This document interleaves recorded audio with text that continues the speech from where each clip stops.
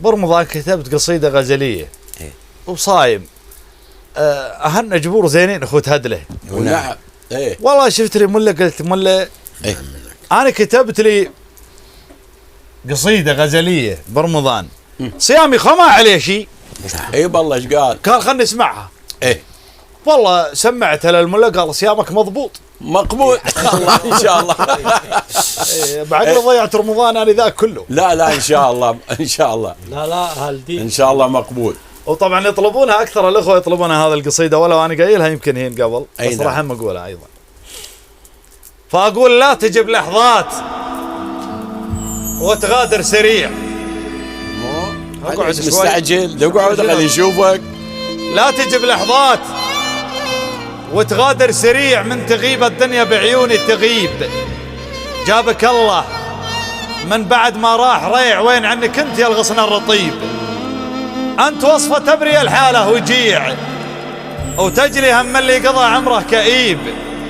ارحم اللي في هواك اصبح صريع ومن غرامك لا تظن نشفى وطيب. قادر الله صورك هيكل بديع والتدلع والتغنج يا رهيب.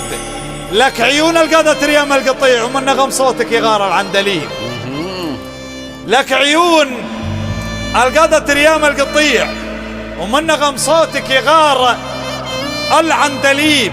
وشامتينك في محيي النور بيع خاف سارق منك ياس الزبيب. في يمين الخد والحجة الفظيع نقش سود المداهيم الحليب. شامتينك في محيي النور بيع خاف سارق منك ياس الزبيب. في يمين الخد والحجة الفظيع نقش سود المداهيم الحليب.